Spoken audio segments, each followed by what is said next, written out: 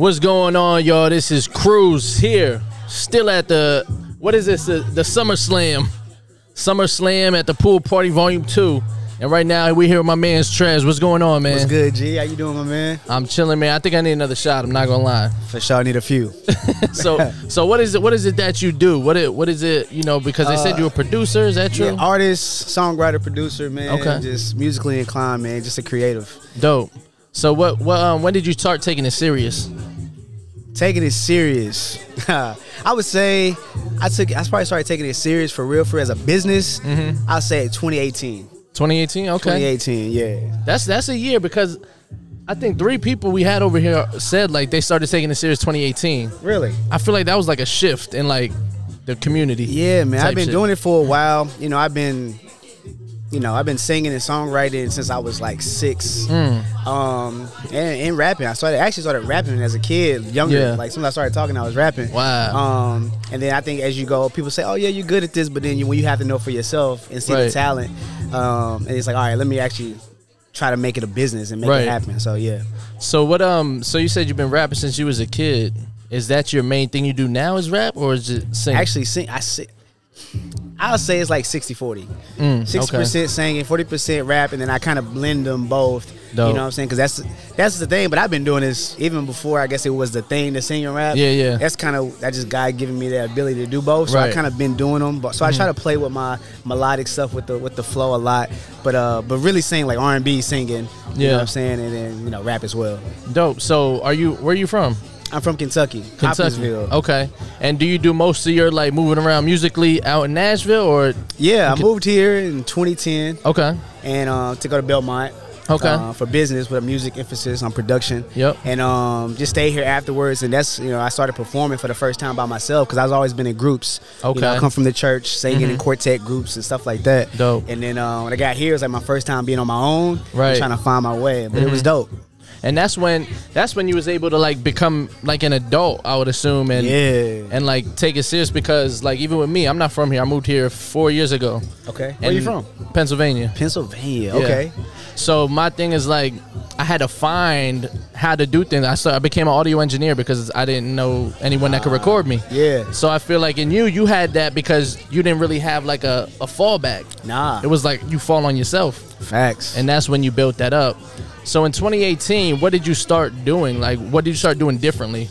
I made my business, me and my business partner, we made The Factory Entertainment, which is our company. We made it an actual LLC, went down, Secretary of State, got everything, filed everything, and really started putting a plan together to make money from it. Not just, because before we were just spending money, and I would maybe make some money from some shows here and there, but for real, making a business plan and like, okay, how can we get here and here and then try to scale it? Right. So that's when we started that in 2018. Dope. Yeah. So when you're doing that, you're saying like you built the business. Is it only music, or what else comes with that? Yeah, so when we first started in 2018, it was definitely just music. We had an actual studio in East Nashville, so we had clients, and people would come in every day or every other day, and we just was recording people, making tracks for people, helping people with their own like vision and their plan for their music. Yeah. And my business partner Hayden Coleman, shout out to you, my boy HTC. He does a lot of like publishing, admin, and all that type of stuff. So he was helping people with their paperwork and their admin stuff. Dope. So we kind of put those two things together, and then. Now, more recently, we kind of been wanted to move more into like label stuff and doing more label services, and then also branching out into like, and this is what's coming next, like movies and stuff like that. But it's just entertainment as a whole. Yeah, yeah, that's dope. So, did you engineer the stuff, or you had? We both do. Me and him both kind of do both of that. Yeah. Okay. So now you did that in 2018. How did you see like a shift? Because now we got AI, we got all these people that can record themselves from home. Like, did you see a shift in your business? Man, I'm gonna tell you what happened. 2020 was, man, I know it's rough for a lot of people. Some people were able to do some other moves and shift it to do some things, and some people, it hit hard, and we were one of those people that it hit hard. Yeah. Because we wasn't seeing any clients coming to the studio, and then in Nashville, everybody knows the rent was going crazy, so the rent for our studio went up that same year to like $2,200 a month, bro. It's crazy. And when you lose your clients, it's like, how you gonna pay for that? So we had to like cut that overhead, bro, and kind of start working from home and kind of do it that way, which actually worked out for us because we lost the overhead, but we still had more clients because we're working with clients everywhere, not just here locally. Yep. So it actually helped us out. Yeah. So like, would you be in a position to like tell them like, get this mic, get this interface, you record it, send it to us, we'll sauce it up. Basically, told them, gave them like a basic principle of an outline of what to get. You know what I'm saying? This is the foundation. If you can get this or hire, whatever you want to do, but at least get something of this quality and just send it to us. As long as it's a clear audio, we can do whatever you need us to do. So, and that worked out for a lot of people. And then we still were able to do certain things. Like, he moved to Atlanta, so he was doing stuff in Atlanta. Dope. And I stayed here, so I still had clients that I trusted that could still come to my house and do recording in my man cave. Yeah, no, that's a scary, not scary part, but it's like the like, am I gonna sacrifice my space? Yeah, and trust somebody else? For sure. You know what I'm saying? But do you have kids? I do. I have two. I have a boy and a girl. Dope. Yep. So how old, if you don't mind? 6 and 4. Okay. So building this business. So 2018, it was like 1-2 years old when you were building this. Like, facts. How did you juggle all of these things, like being a businessman and a father? Bro, it was definitely a journey, and I had to learn a lot, man. Because being a young father, I was 25 when I had my son. So that was my firstborn. Then I had my daughter a year and a half later. So it was a lot trying to juggle that, and I had a wife at the time too. Yeah. So having to juggle all of that was a lot, man. But basically, it was just like planning. You know what I'm saying? Time management. Setting aside time, okay, I'm going to do X, Y, Z these days and time for this. And then also saying, okay, I'm going to make sure I spend time with my kids and my family these days and these times. But it definitely was a struggle up front. You know what I'm saying? Wifey was definitely like on my ass, like, hey, you been in the studio, but what's up? I'm like, okay, my bad. Let me. Oh, get your priorities. I know. For sure.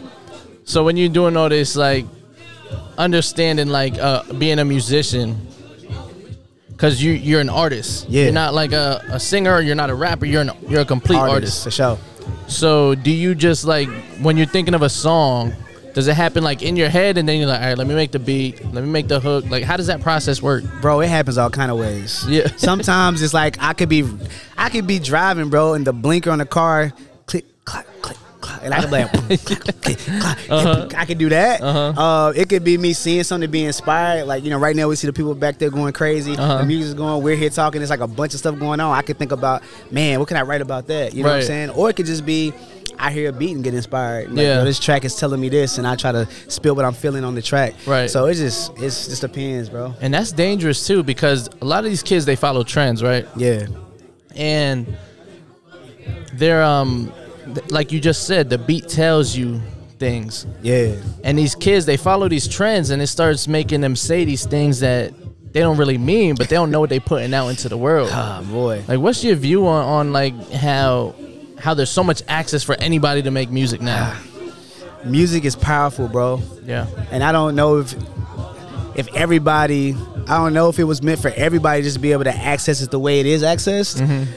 It's kind of like giving everybody, like, I'm going to use an example. I use examples. Sometimes they work, sometimes they don't, so follow me. But it's kind of like everybody having access to, let's say, cocaine, like being able to sell it. Yeah. You know what I'm saying? Like, I don't know who to go to talk to do that. Right. You know what I'm saying? But if everybody just knew, I could go here and get it easily. The value of it decreases. It decreases. Mad people start using it and abusing it more than so now. And some people, would get maybe more money and be paid, like it's happening in music.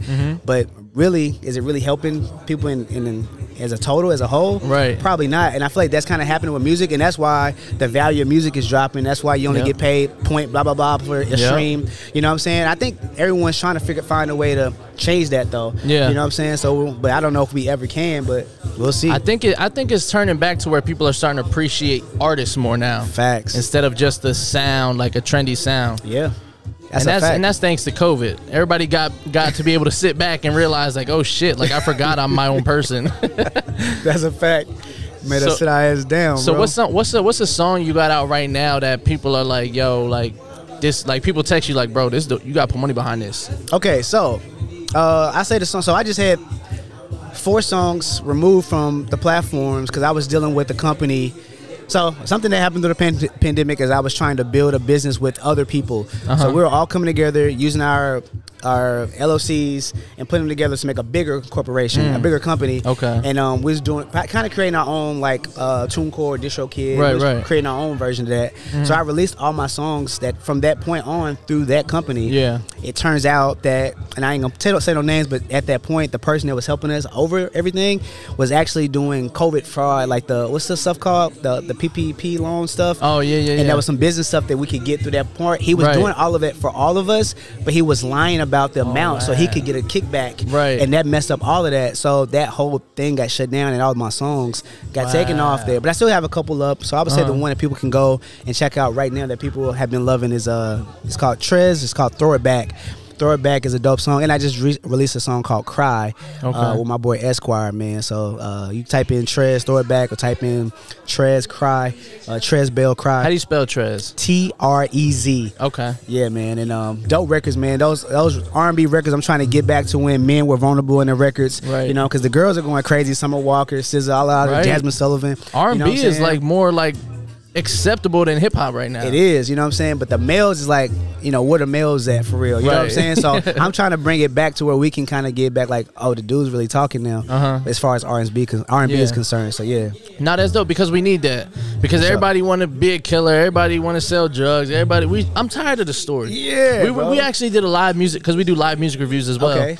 We were on a live music review last night, and my boy over there, Swayze, started snapping because they kept sending in these New York drill songs. And we're like, you are all young kids doing the same type of sound. What do you feel about authenticity? I got you, bro. Hey, help me out here. These snow cones, it might be something in the snow cone. I'm not gonna lie. So there's not it might be something in there. But what do you feel about that authenticness within the music industry now? Man, when you're young, you know what I'm saying, a lot of times you're gullible, and a lot of times it is easy for you to follow things, because a lot of us did that as kids, you know, just following our crowd or following whatever was popular. Yeah. But it's hurting the music, man. So do what's natural to you. Don't just do what's going on and be the hottest. If you want to do that and get your bag, that's cool, but you gotta realize you also, it's an art form. Yeah. You know what I'm saying? Study what's going on and just let it come from the heart. Don't let it come from what you see. Let it come from what you feel. And if you do that, people gonna feel it. But if it's just the same things, that's why we get so far into the year and only have no you know, #1 hip hop albums, because it's been trashed. So that we got to get the big dogs, a Lil Uzi or somebody to come through to save that. You know what I'm saying? One stat, because everything sounds the same. Exactly. You know what I'm saying? We got to have individuality. You know what I'm saying? So hope we get back to that. And I think it's out there. We just got to make it mainstream. Right. No, that's a fact. So I got one more question here. Fuck one, marry one, kill one. Okay. All right. Whoopi Goldberg. Oh, I knew. Why did I know it was her? Madea and Megan Thee Stallion. Golly. Okay. I'm killing Madea. Obviously. Madea gotta get the fuck out of here. Word. Gotta go. I'm going to marry Whoopi Goldberg. Fine. Come on, gotta secure the bag. You know what I'm saying? Gotta secure the bag. Smart. You know what I'm saying? And she gonna make me laugh too. You know what I'm saying? We gonna turn up. Raven Simone tried to tell her she was a lesbian. She was like, nah. So you know, hey, fuck out of here. Yeah, Whoopi. And then I'm definitely have to lay Meg down. I'm gonna have to put it down. Somebody got to. For sure. Easy. It wasn't that bad, actually. Right. Thank you. Yeah. Let the people know where they can follow you, where they can stream you, all that stuff. For sure. Hey, you can follow me at Trez Bell Music. That's everywhere. Trez Bell Bell Music everywhere, man. Trez Bell Music. And I got some stuff dropping coming in a couple months, man. So be on the lookout for sure. And y'all here to hear it first, man. My guy Trez in the building. We out here at the pool party. Yeah. Summer Slam. Yeah. All that shit. I'm about to hop in the pool. Cruise Control Radio, in tune. Trez, let's get it.